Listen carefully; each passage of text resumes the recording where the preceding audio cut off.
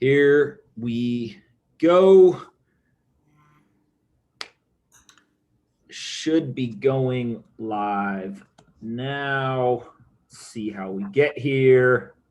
Here we go. All right, my friend, we are live. I'm going to tweet this out real quick so we get some people in here. How are you?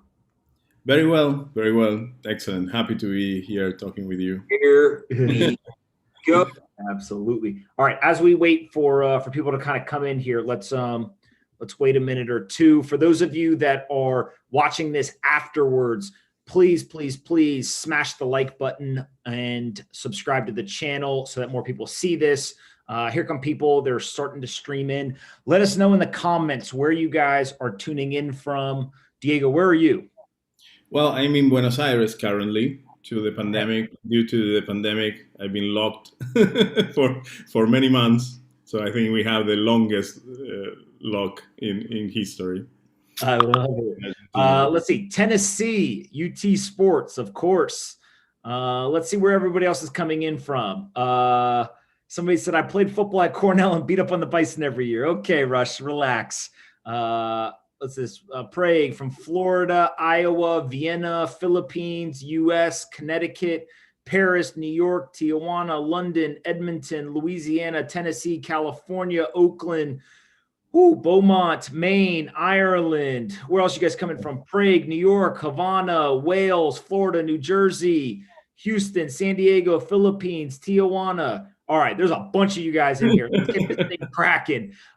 Here's what we're going to do. I see Brazil. What else? Massachusetts, Croatia, St. Louis, Cleveland. I love it. All right, make sure you guys smash the like button or the thumbs up. Make sure you subscribe to the channel. Diego, thank you so much for doing this. I think we're going to have a lot of fun today. Let's just get started first with who you are and kind of your story before you started to build this decentralized infrastructure for Bitcoin. Well, I mean, my story with technology goes back to the web days. My story with social activism goes back to when I was very young. I started doing social activism with my mother in the slums of Buenos Aires when I was 9. And I was always trying to, there's two things that are commonplace in my life. Is like trying to transform society and then using technology to do that. And when I was 20, I created a website for the main newspaper in Argentina. Back then it had 1 million subscribers, and it was one of the top websites for Latin America for many years. So in 1995, I started with that, and I lived the whole web, the .com, boom, and what was the foundations of the web that we live today. So that's how I started with technology, and my view or my objective was exactly that, seeing how we could use technology to create a more egalitarian or society, empower individuals. And then when I got in touch with Bitcoin in 2012, for me it was evident this was the second wave of that disruption that started with the web, and Bitcoin was taking that disruption from information communications into the financial system. So I started building communities in Latin America, first in Argentina, and then helping build communities in all Latin America. And in that process, at the end of 2013, I started doing some experiments, early 2014, bringing this technology, bringing Bitcoin into the slums and doing experiments in the meetups and everything. And then I realized in order to fulfill the full vision of like Bitcoin becoming the financial infrastructure of the future, we needed to extend Bitcoin with other protocols to become that. And then we got together with the original founders of RSK at the end of 2015, and we started doing that, extending Bitcoin to become the financial system of the future. Got it. And so let's talk a little bit about when you first came across Bitcoin. It was very early for most people. What was kind of your reaction to it, and kind of why did you gravitate so much towards, hey, this is going to be something that I want to spend a lot of my time working on? Well, the first contact I had with Bitcoin was in 2011, but I didn't get it. So it took me like another year and a call from Wences Casares, one of my good friends from the web days, to really reconnect with Bitcoin. And what happened to me is that back then we had capital controls in Argentina. We have capital controls again now, but it was almost impossible to get money in and out of Argentina. And I had a web development company back then, and it took me like a month to get the money from my customers abroad, from Europe and the US, into Argentina. And I was losing 10% of the money in that process. And Wences, he was in the Silicon Valley, he told me, Dieguito, open an account in Blockchain Info. I did. And he sent me like 5,000 Bitcoins. Back then it was like maybe 50K USD. And I sent them back, -1. He left me one to play around with it, which I lost in Satoshi Dice. So, and then the whole thing happened within an hour, and we didn't have to ask permission to anybody for doing that. So then I realized, okay, this is how a truly open and inclusive financial system should look like. It's like, this is like truly where the financial system should go. And then that was like, after that, I was like 15 days reading about Bitcoin, not sleeping much. And the first thing I was like reading about was more about the monetary systems. I read the history of money, how the monetary systems of the world work, how the financial system work. And at the end of that, I realized Bitcoin was a solution for something I was looking for many, many years, for more than a decade. That was a way of creating self-organized societies and peer-to-peer organizations. So then I went to my partners in the software factory and told them, I'm sorry, but I'm going to devote my life to this. and the rest is history. That's when I started doing everything there was to it, like mining with a GPU computer, meeting in cafes in Buenos Aires to buy and sell Bitcoins, starting doing meetups, the early meetups in Argentina and then in other countries in Latin America. So that was my early connection with Bitcoin. Yeah. It's an absolutely incredible kind of journey you've been on. Let's talk a little bit about IOV Labs and kind of what you're doing today. So what was the genesis of the idea to start the business? And then we'll get to RSK in a minute. Yes, I mean, IOV Labs started as RSK.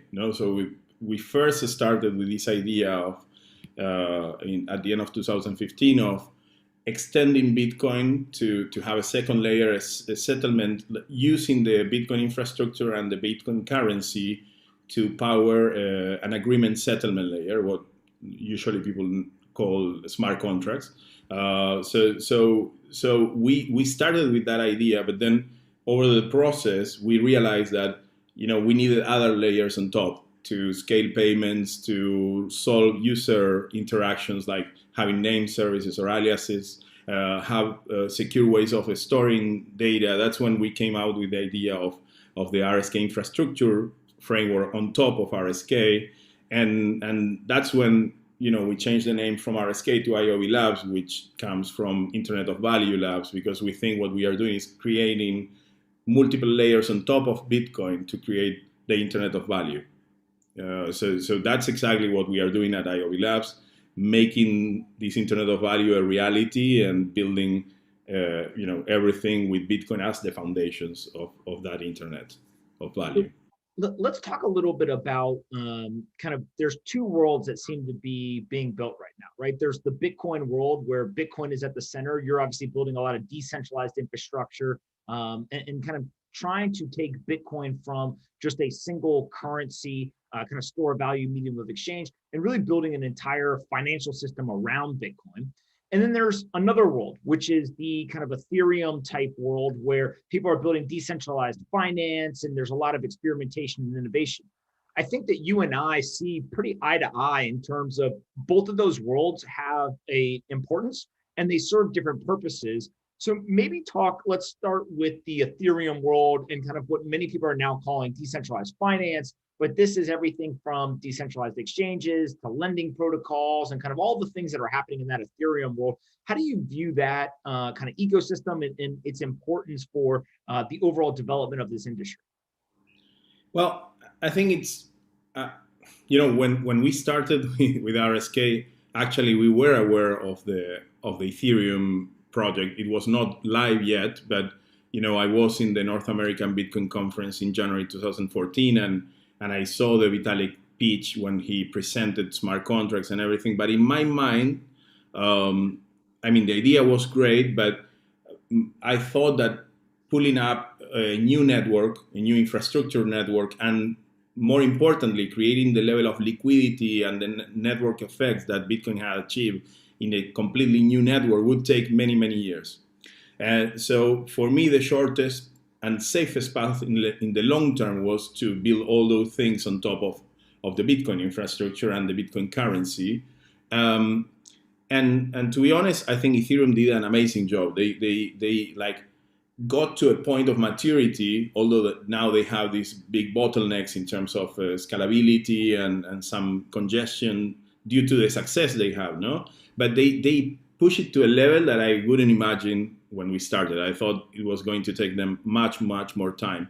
And so I think Ethereum did a great contribution in terms of experimentation of protocols and things, but also it's the victim of its own success, because now the bottlenecks they have will lead them to have to change the core elements of their platform and more important, the economic incentive model and the actor. So they are in a crossroads where they need to, leave behind people who was the early supporters of the crypto economy of Ethereum and move into a system that can scale properly.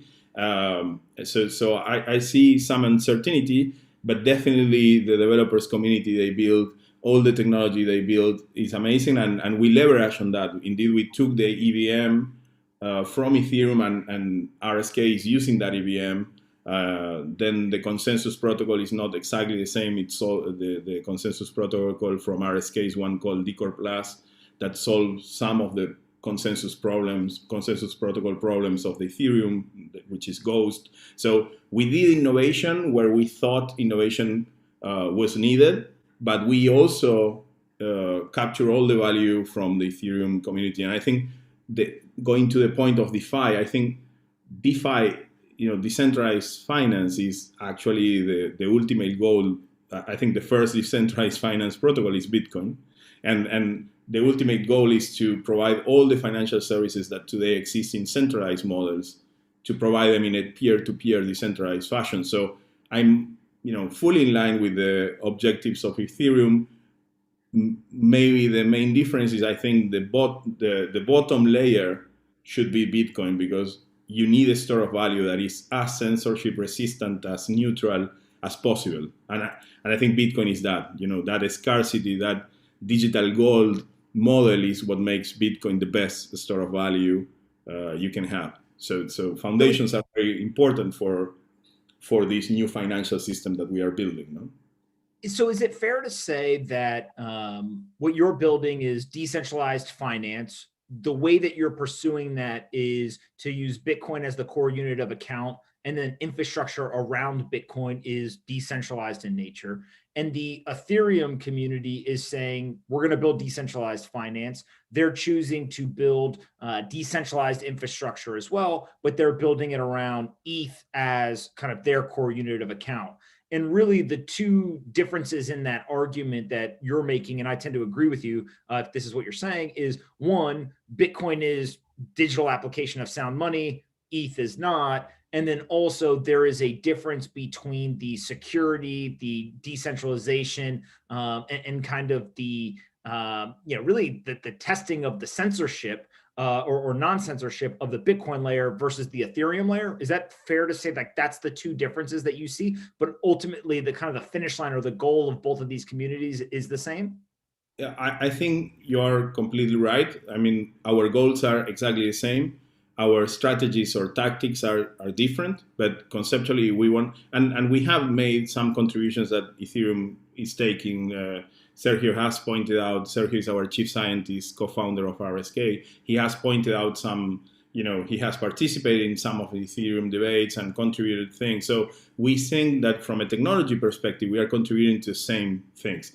There's one subtle thing that I think it's but very important thing in the long term is that by securing RSK via merge mining, that means that the same Bitcoin miners with the same infrastructure they don't have to change anything of the infrastructure.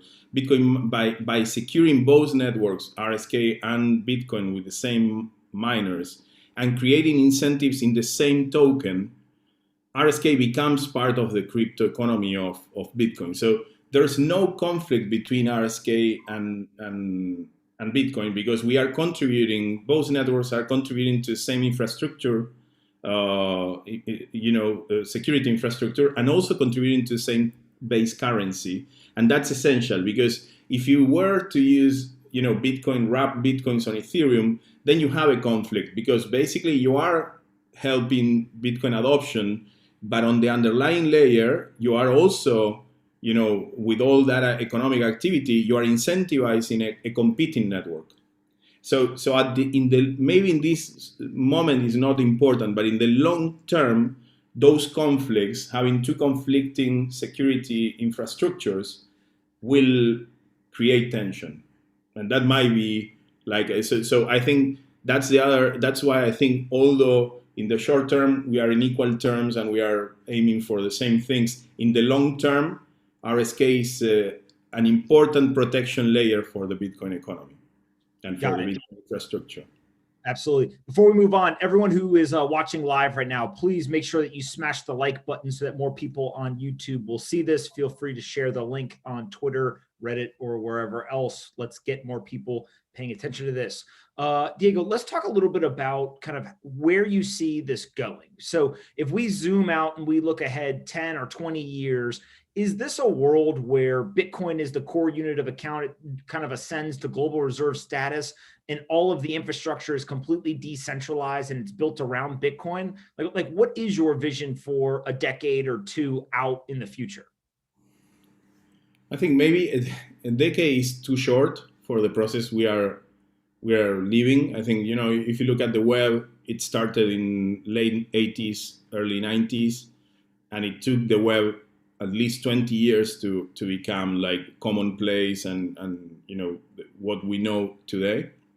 I think Bitcoin, maybe you're right, is 1 decade more from here.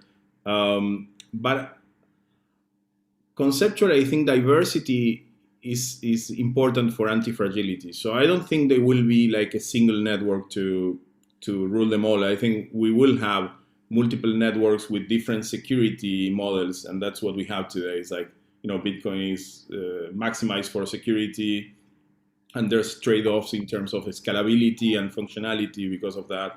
Then, RSK is choosing to share the security infrastructure, but there's also trade-off. I mean, is adding more functionality. Ethereum has a separate infrastructure. What I do see is, I think for each security model, there will be a winner. So let's say that Bitcoin is proof of work based on SHA-256. Ethereum is based on KICAC. So it's different. You will have ASIC or specialized hardware for each one of the protocols. Maybe Litecoin and Dogecoin are like another infrastructure model of security. Then you have all the POS models. So I think there will be a winning network in each one of these security models, and they will all evolve. I don't see one like overriding the whole thing. I think one will be, and you can see that in Bitcoin today, one will be the big dominant. We will have kind of a Pareto scene. So you have one dominating 80% of the value transactions and everything. I think that's Bitcoin. And then you will have 20% that will be distributed among the long tail of different security models that will be suitable for other use cases. Because POS very likely is very good if you are handling, economies with 50,000 people and a few tens of millions of dollars. But it's not good if you want to have the reserve of value of the world. So I don't think we will have like one dominant network. Well, that's why I talk about the Internet of Value. It's a network of networks with different, delegation of responsibilities, different security models that are suitable for different use cases. But if you talk about reserve of value, then it's Bitcoin. There's nothing else there. Got it. And so when you think about kind of the steps needed to go from where we are today to that vision that you're describing, What are you building right now in terms of the actual products? And then what are the other things that need to be built to get us there?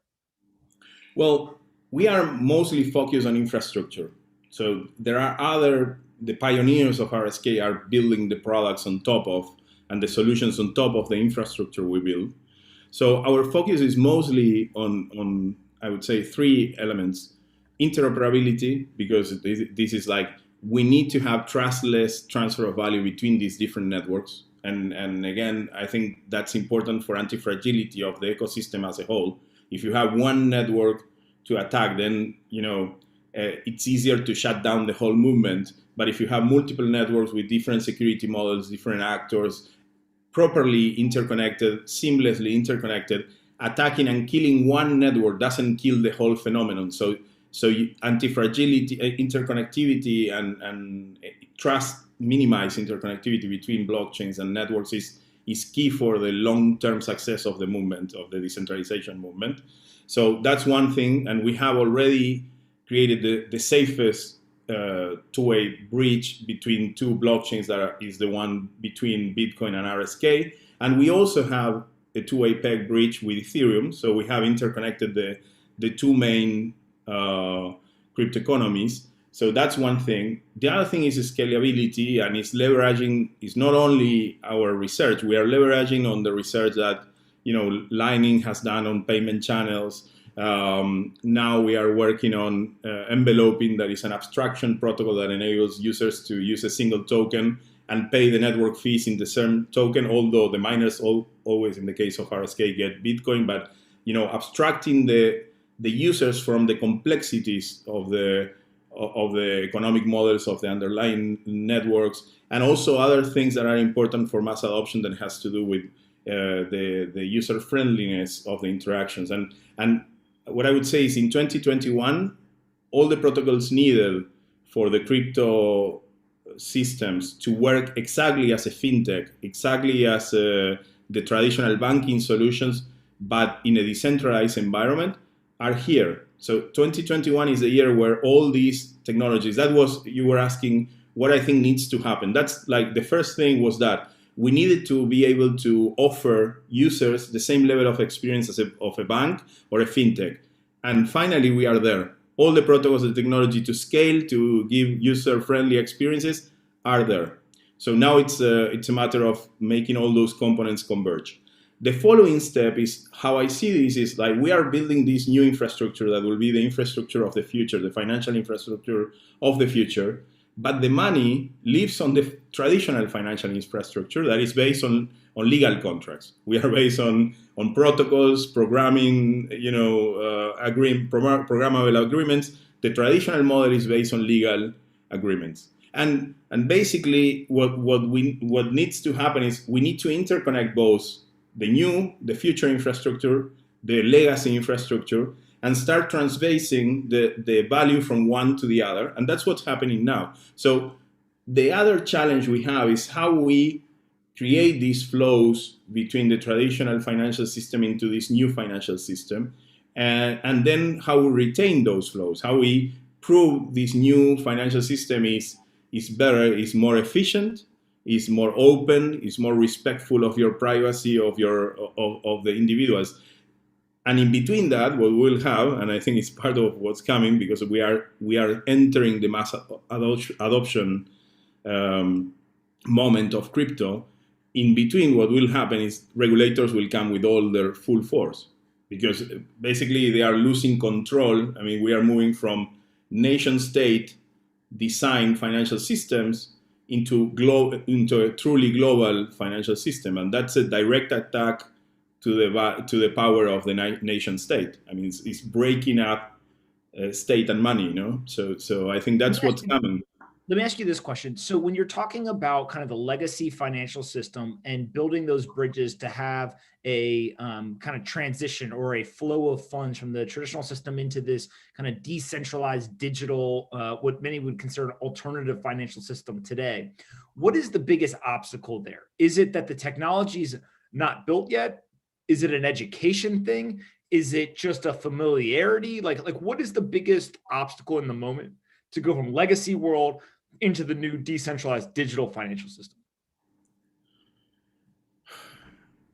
I think for a long time, I think there was a missing link, and the missing link was stable coins, what is now called stable coins, no? Because I think you are asking people to, many people is, you are asking them to do one leap of faith and come into a new financial infrastructure. And at the same time that you are asking them to do that, you're asking them to start using a new asset that is not familiar for them. So if you want, stable coins are the gateway drug to the crypto world. No? So now what is happening is now we have that asset that people can relate to. You have a dollar or a euro, digital euro. So it's different infrastructure, same assets that you already know. And then you start questioning yourself and saying, okay, but then we have Bitcoin and we have, well, of course, the Bitcoin price going up is a good adoption driver, because then people start thinking about it, and then you fall into the rabbit hole, because that's what happens to everybody that gets into Bitcoin. So the first thing is you come for the price rise or appreciation, and then you stay for the all the educational process that implies questioning how the financial system of the world works. So I think all the things are in place. We just need those things to mature. The biggest friction we will have is regulators, like, creating more and more friction in the coming years on the frontier between the local financial systems and this global financial system. And that it happens with any innovation wave. Skype was without regulation for 10, 12 years and disrupted every regulation existing in telecommunications, in global international telecommunications. And what is happening now is the same, but in the financial world. So that, I think, is what's happening. I don't think there's any missing piece now. I think the pieces are there, but we will see more and more resistance from the status quo to this movement, because this will change who are the incumbents and the people in power. Do you feel like when the regulators kind of turn and say, hey, this is not something that we enjoy or like, is it something where 50% of regulators will try to embrace it and 50% will try to fight it? Is it something where majority are going to try to fight it, but they don't really have an ability to fight it because it's decentralized and kind of there's nothing they can do? Like, how do you see that playing out with regulators in terms of who embraces, who fights it, and then how effective the people who fight it can actually be? I think it's a matter of opportunity. If you are a small jurisdiction, and given the situation of the global financial system, you have more to win than to lose. Now we are seeing, for example, in the Caribbean, the banks are unbanking middle-class people just because they want to do the risking. So that's the place where you have the opportunities, where you say, well, I mean, for me as a small jurisdiction, this is the opportunity to join a global economy, to start doing agreements with other countries and have a unified front, and have access to things that the traditional global financial system is not offering me. I'm not sitting on the table of the global conversation. For big economies that are the ones dominating the global economy, this is a threat. So I think it's more about the opportunities and threats than about percentages. I would say all the big economies, dominant economies in the world, will pose the biggest resistance, and the smallest will join faster, because they see an opportunity of joining this innovation and becoming relevant in what's the future of finance. Got it. And do you feel like it's fair to say that out of the incumbent financial firms, some will get disrupted by a lot of this and some will kind of adapt and end up actually embracing it? And we'll see, I don't know, Goldman Sachs or JP Morgan or whoever end up actually just interacting with the protocols just like the challengers or startups are today. Or kind of how do you see the incumbents responding to the rise and adoption of, kind of a decentralized infrastructure around Bitcoin?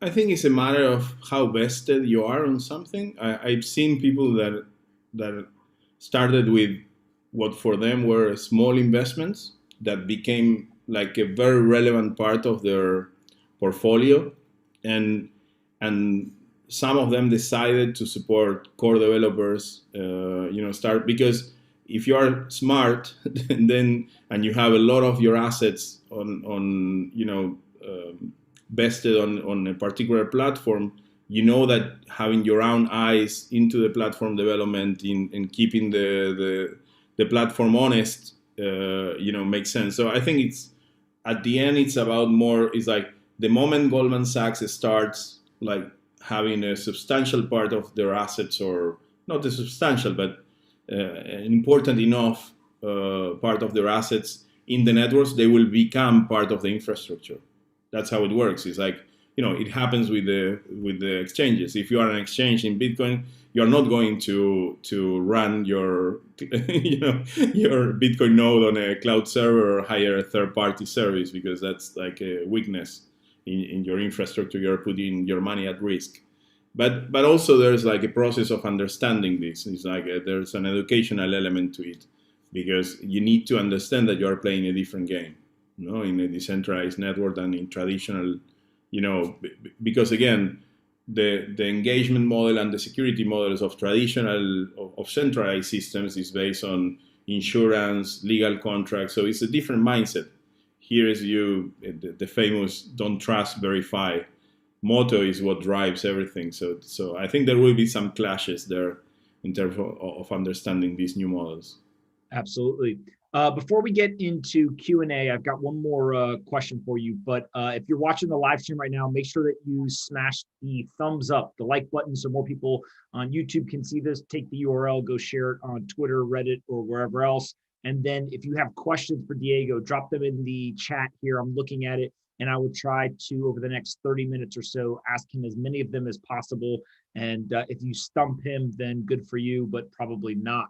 One last question before we get into the Q&A is, tell us more about the actual like RIF infrastructure that you have, and kind of the RSK and IOV products, in terms of when you spend your day building, what are you guys building? And for those that don't know anything about the business, kind of give us just a layman term overview of the business.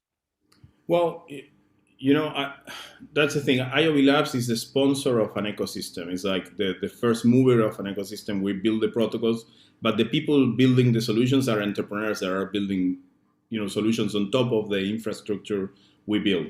So from a infrastructure perspective, we first created the RSK blockchain. That's open source, is into the hands of the community, and indeed we don't have a control on the network anymore. It's like, we, like anything, it starts like centralized. Bitcoin started with Satoshi, then Halfini joined, and then you started moving from centralized to decentralized. And RSK now is fairly decentralized. We have no control on the network behavior. We only keep developing the protocol and proposing things, improvements to the protocol, and more the other participants in the network are the ones taking over new improvements. And so that's one thing. On top of the RSK blockchain, what you have is all the DeFi for Bitcoin movement that is starting. So you have Money on Chain that created the first stable asset, a dollar on chain token asset backed by Bitcoin, which is great because it doesn't depend on intermediaries. You have dollar on chains. You can go to the protocol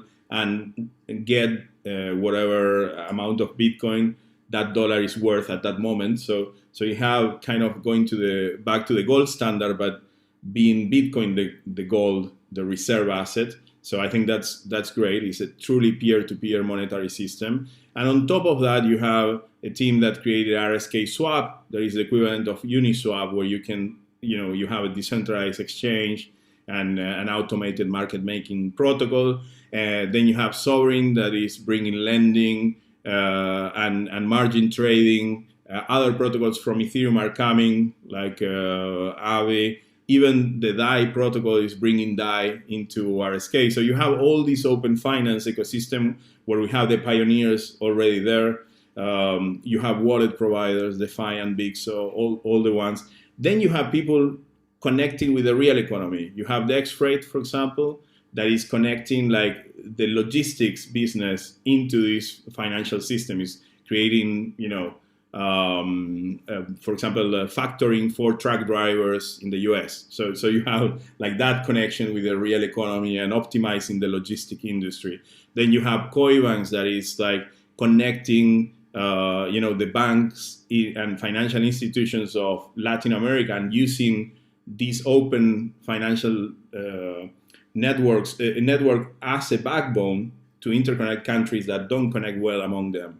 Then you have Grupo Saura helping the gas and oil industry and working with governments to implement this on systems. So it's an ecosystem. So our purpose and our success is that these people building these solutions is successful, and we help them. That's our business, if you want. We are a purpose-driven organization. What we want is to create a financial system that will be inclusive by design and will be able to serve any human being on the planet, regardless of their current financial condition. And on the RIF part, as I said, what we did is we supplement this smart contract layer and the Bitcoin store of value with peer-to-peer protocols that now with the deplatforming that we are seeing in Twitter, in many places, this is becoming more and more relevant. So what we did is we built protocols for secure peer-to-peer communications, protocols for decentralized storage, naming services, decentralized naming services. So we can build truly peer-to-peer applications secure by decentralized smart contract platforms and a decentralized economy. So the RIF marketplace is a truly open sharing economy engine where all these protocols, where anybody can be a consumer of these protocols or a provider of these protocols. So that's what we are doing, like taking decentralization all the way up from Bitcoin to business logic into the internet peer-to-peer protocols. So that's a little bit of, well, not a little bit, a lot of what we are doing. I'm going to cheat. I said one more question, but I have one more before we go to the Q&A. Is you're outside the United States and you're in South America. Help people understand, if they live in the United States, what is the current kind of sentiment and maybe the benefits of Bitcoin to countries abroad versus maybe in the United States where the dollar and the financial system works really well. That's very interesting. It's a very good question because I've been roaming around the world for 4 years before the pandemic, visiting Asia, Europe, the US, Latin America, and what you see is that in the emerging world, you don't have to explain why Bitcoin is relevant, because our economies, the economies in Latin America, has such instability and well, you have capital controls, hyperinflation, corruption. So everything around you is unstable. You don't have any place to protect your value, and people is hedging against the measures of the government all the time. So for in that context, even for people who is like thinking short term, if you have 50% inflation per year, or in cases like Venezuela, you are talking about thousands of percentage of inflation per year, then Bitcoin is a store of value and is a harbor, a safe harbor for your value, and it's a safe harbor that has global connectivity, that you can, like, with your value, connect with anybody in the world. So you can pay anybody in the world, you can get paid from anywhere in the world. And that's what happened in Venezuela, for example, where a lot of freelancers are working and getting paid in Bitcoin. We have people in Argentina sending money back using dollar on chain to their families in Venezuela using these networks, because the traditional system, gets a 10% cut, so in the emerging world, in most of the economies in the world, I would say, Bitcoin is a necessity. It's not an option. Then you have, of course, the top percent of the population, which we are part of, that can save money for 2 or 3 years, like that have a longer horizon, financial horizon. And then we see Bitcoin also as a store of value, a mid to long-term store of value. But it's interesting to understand the other side of Bitcoin that is not only for mid to long-term store of value. Yeah. there's a bunch of questions that we got. So we're going to go through these. I'm going to just yell them out and you give me the answers as you get them, and we'll go until we're tired of answering questions.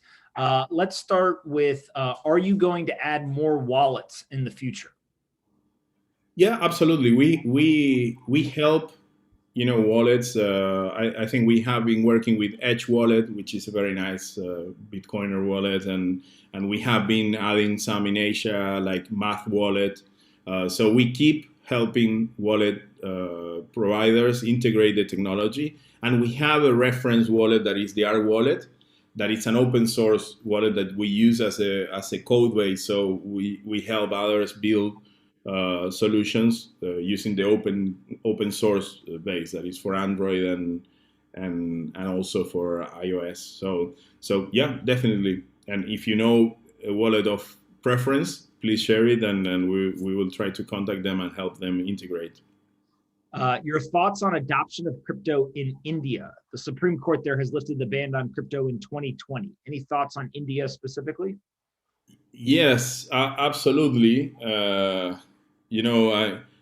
very good friend with Sunny Ray, and then he was at the center of that dispute.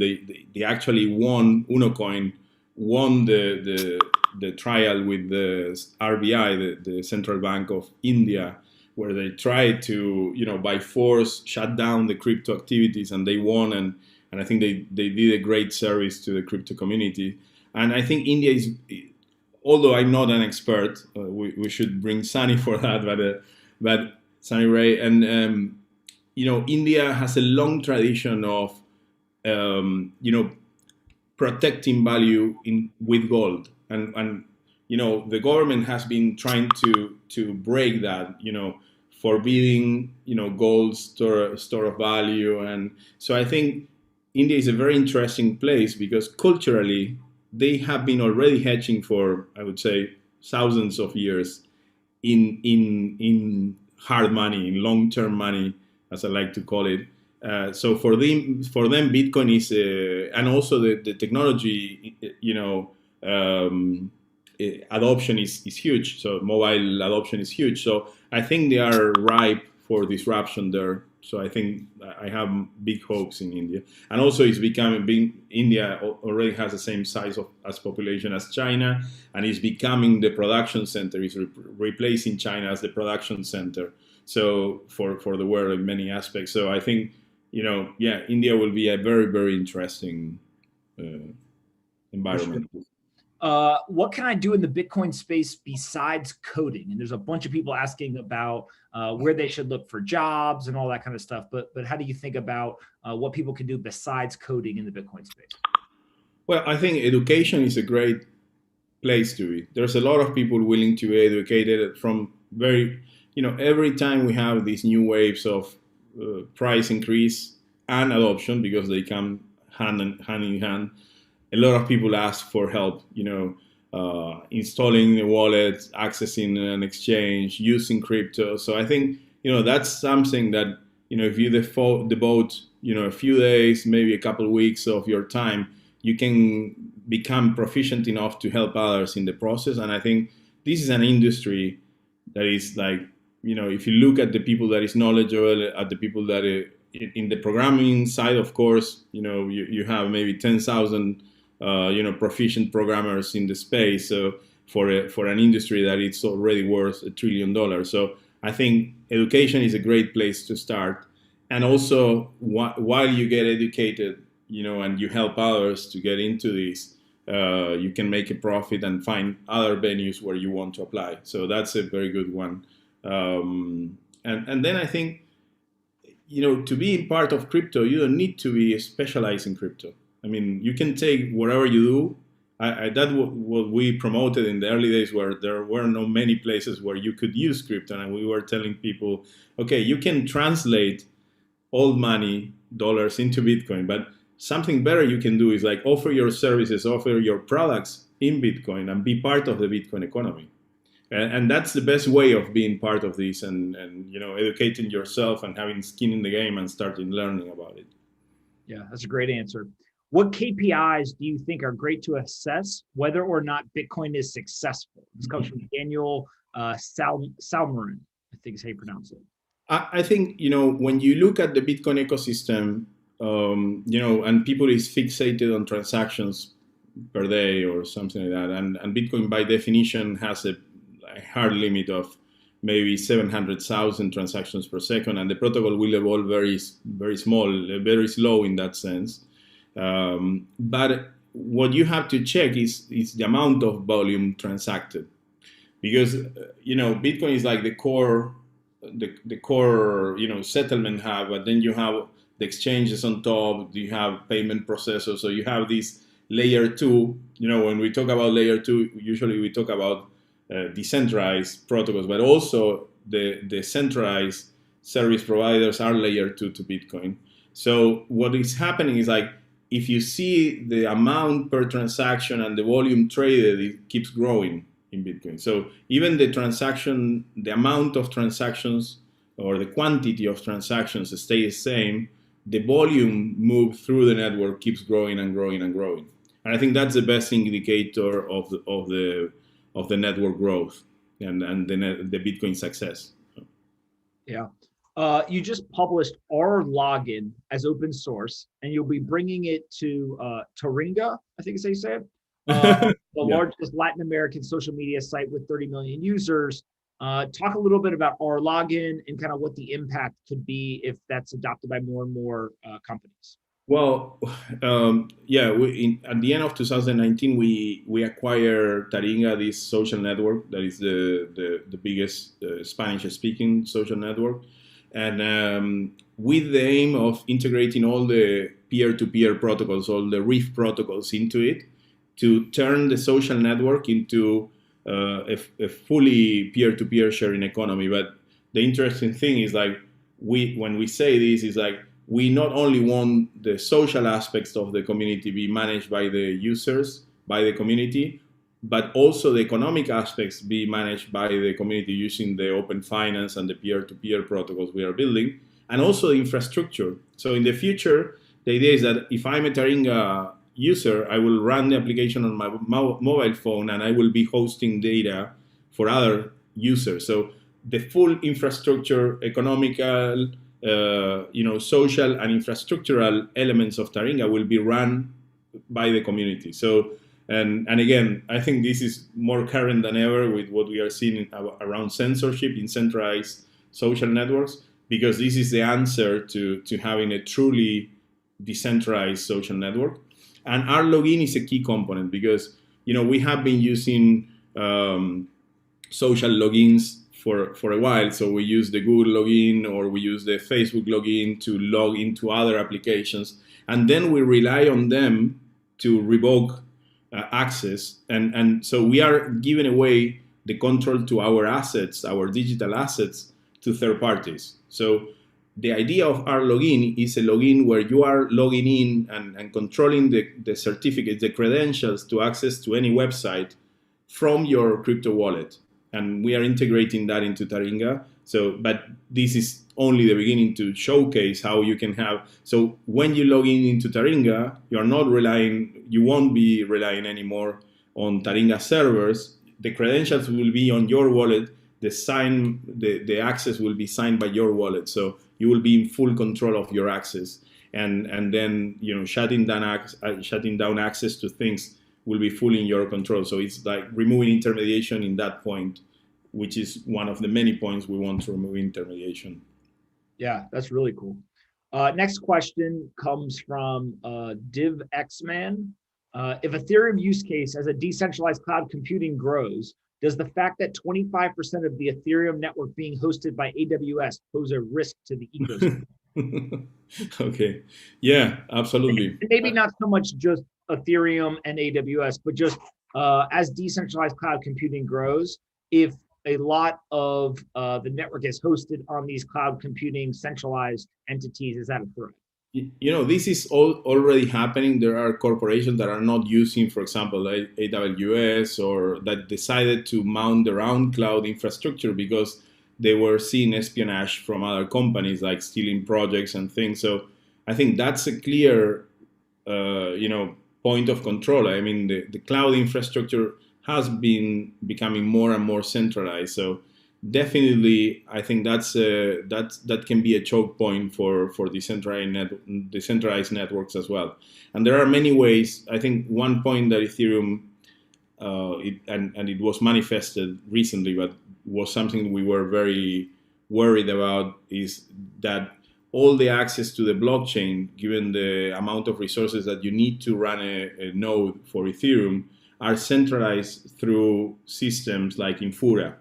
And those systems are not only working on cloud servers, but also are handled by a single organization that is Consensus. So indeed, I think decentralization, and I will say this, we speak about decentralization as a discrete thing, as a Boolean thing, and it's not. It's like you have many points, many elements that need to be decentralized to ensure that we stay sovereign and the networks stay sovereign. So I think in that sense, I think that's a big problem. We have some solutions in RSK coming, like light clients, so people can validate or interact with the blockchain without intermediation of third-party services.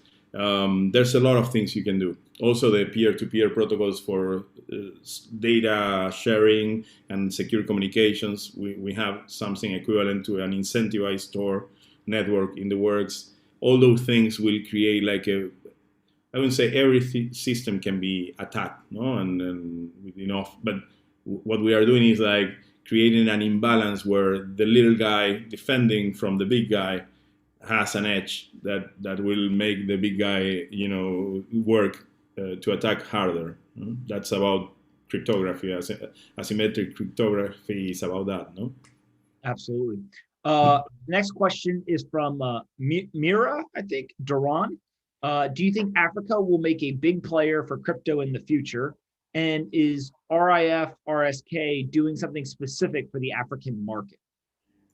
The answer is yes. I think we are trying to or working on making a successful model in Latin America first, because that's where we have the strongest network, and connections, and we understand the culture deeper. But definitely, I think Africa, India, Southeast Asia are the places where these technologies will have its the first mass adoption.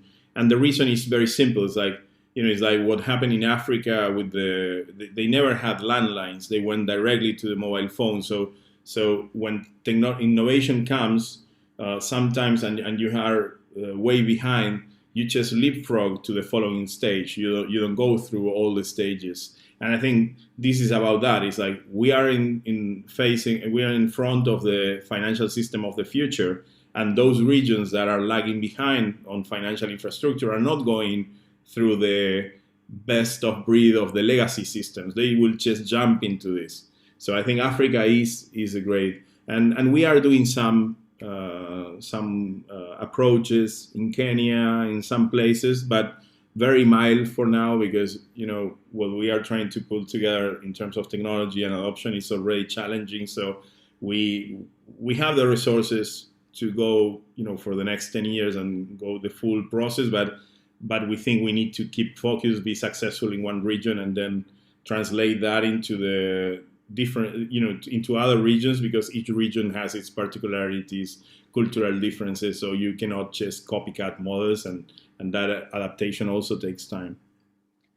I'm going to cheat, and I'm going to ask my own question, because nobody's asked this shit. I thought they would. Talk a little bit about Lightning Network and kind of how you see that being built out, and kind of the importance of it, and all of that.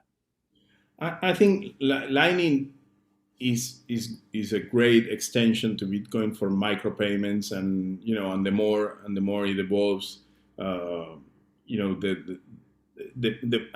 better it works, because it's about the liquidity put into the payment channels that enables the payment channels to work more fluidly. I think we need to supplement things like Lightning that are payment channels, because payment channels are good to establish or to rebalance payments between hubs that don't have trust among them. But you have a lot of scenarios where other models like rollups or what it's called commit chains, that is the consolidation of multiple payments in one proof on the blockchain, can have a more efficiency. So I think where we are in terms of payment, off-chain payment infrastructure is a hybrid model where we will see on one side things like payment channels in Lightning. We have the same in Reef. We have Reef Lumino, that is the equivalent of Lightning on RSK.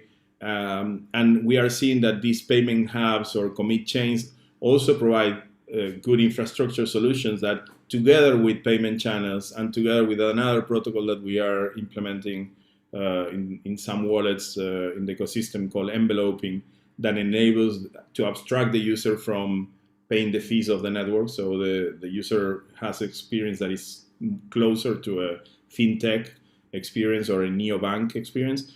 All those three protocols are the solutions to scale blockchains to be able to process tens of thousands transactions per second in a sustainable way. Because I think Lightning is not only about scaling, having faster payments, it's also about avoiding bloating the blockchain, which is key.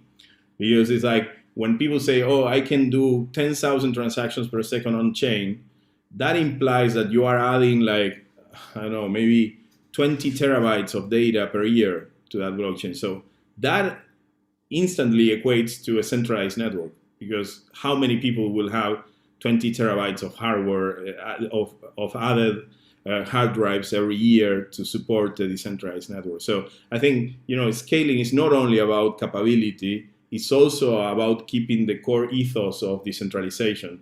That is that any human being with a regular computer, home computer, is able to download the node and validate the state of the network without trusting third parties. No? This connects also what I was mentioning before on Infura. Absolutely. Before we go to wrap up, I will leave a link in the comments here in a second for people to go to the website. But maybe let's just kind of wrap up with you giving a pitch for, why is RSK important? Why is IOV important? And really less about maybe like the specific work you're doing, but the vision that you shared at the beginning of this, which is decentralized infrastructure around Bitcoin. Why is that important, and how do we get there? Well, I think, IOV Labs, it's just, as I said, we should be less and less important, and what is happening on the network should be more and more important.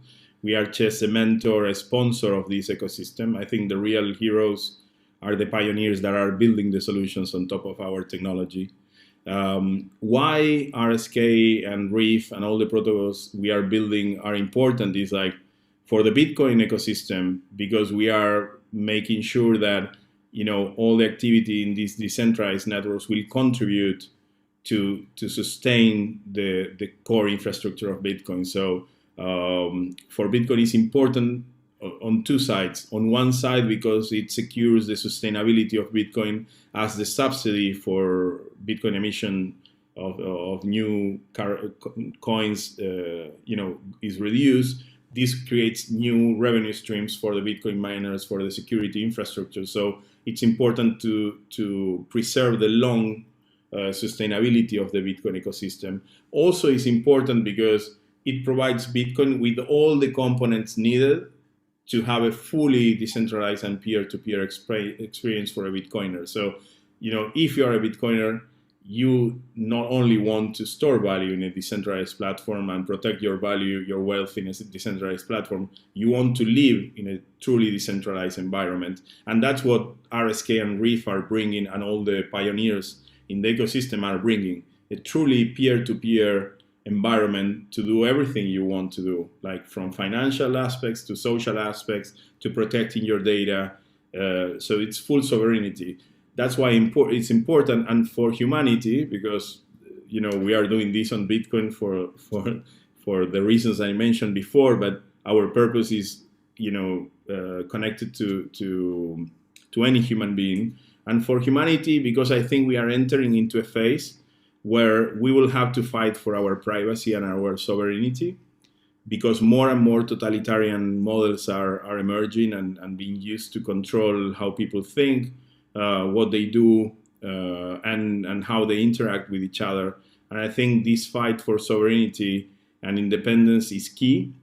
And also because these technologies have the potential of including the half of the population that today is completely excluded from the financial system, and therefore, it's doomed to be poor forever because they don't have the means to progress and grow. And so that's why I think this is so relevant, and that's why we're doing what we do.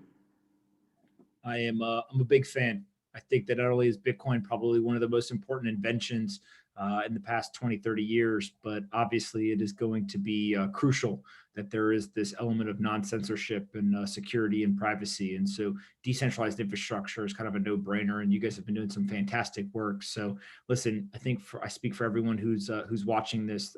Thank you so much for joining us. If you are watching live right now, make sure that you smash the like button as we end so that more people on YouTube will see this. Make sure you are subscribed to the channel. And then if you want to learn more about IOV Labs and RSK, you can go to rsk.co/open finance. But thank you guys so much for joining. Diego, you are an absolute legend, and I appreciate all the hard work you guys have been doing. And we will have to do this again in the future, my friend. Thank you, Anthony. It will be my pleasure. And also thank you for all the work you do spreading the word. Very important.